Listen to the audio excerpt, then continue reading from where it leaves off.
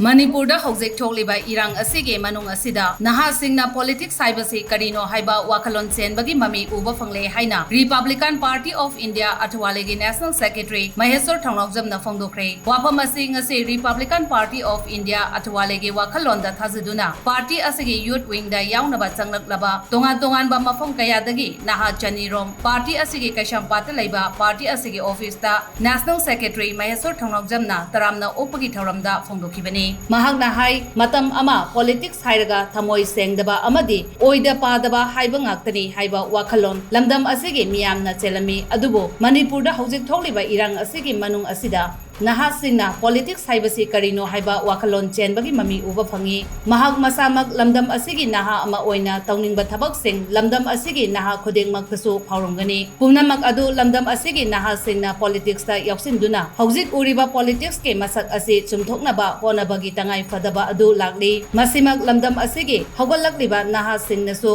khanglaktuna mahag amadi mahaki party asibu thajaduna ngasi party asigi youth wing da saruk yanaba changlakpa asi harawa phawi hojik thokliba irang asigi waroisin amagi damak leptana honage haiba wakalon mangda thamlaga mahagna leptana sangsil lakliba thabak thawrang sing lamdam asigi miyam maru oina Naha singi support phanglabanina hena khumang sauksinna changsin bangam lagani haina mahagna makha takhi magi tawtorpa adi BJP gi Congress gi hunabi sagumba yawdabi khoju pamjadre na khoju hunaba myam ja tabada mai di yawdabi da nutrient oina magi senbam thokpa masagi ojaba thidabi da chelakpajida isamak youth amoina masidi sense asawama porakadaba misa mani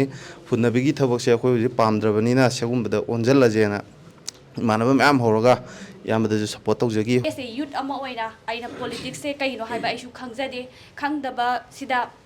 handaki akhoi gi lan akhoi gi kuki lal hauba singna akhoi maitai da chatharakliba lan singa mari leina ai kendra sumana de ai ibung sina tawrakpa thabak thoram mayam se ujabadagi voluntary ai thokjaraklaga hojik lairiba Manipur gi phibam jida yam mahesna chatliba lambi da chatlaga di khara mai pak ka drive wakalon du da changrak sar mahesna ngasi RPI da yawrba matungda youth ki damakta changjal laiba khongjang khuding masi yengjaraga dharma jat bijat ki khaida bi de yengba maru oina akhoi mani magi energetic magi full power so dori base asida yamna focus oiraga ai tasengna Manipur da vision am oiraga magi apam base sida ai support to boy nai RPI da yawjarakpani tungna politics yawguni na thiepa matamda tamu Maheshwar ji dai mongonda long vision je kai haitare tungda kainom ni soya torokadam ni khallaga ai RPI da join tawjagi bani tasengna ni politics election politics to bo mayam je pi ngai dagi yawre kai to ga sum yengak pasida ngasibu toiriba phibam je ai penjar bu so oide adubu kai to ga matamda ai tawna tawriba mana outside tawriba Manipur tawriba irang sigda mana khonariba khonari ji yeng matamda thamoi de pen mam phaweba khoi gi tawna ngasi gi khoi gi hujik leiba Manipur gi situation ja chumadi khonai ji thamoi je pen pele akhoi gi sames ki ani youth am ji pamja bai tare akhoi mayam gi thabak tawiba ade youth ki expression ji kaino manung gi poche puthokpa ngamba jaina pamjaba samthong esigi Maheshwar Thounaojam se kai samthong esi gaktagi oidaba Manipur imaleba kai ngai pak sigi ko Maheshwar Thounaojam oiba sigi tetak paraga na dame se akhoi na exam akhoi yari po akhoi wangkhem esi da ko ball tournament ma akhoi ne taweba ai isam ke club na ko adu tawajid da dame se date 12 ta Delhi cha kana date 12 ta Delhi cha ka dau se akhoi na date 10 da laga invite tawsan baganda date 13 je date 12 che pandar aga date 13 da akhoi opening match leng lak pirame ba adai ne khanje dame se akhoi di ache ki nungsi jani na ko adu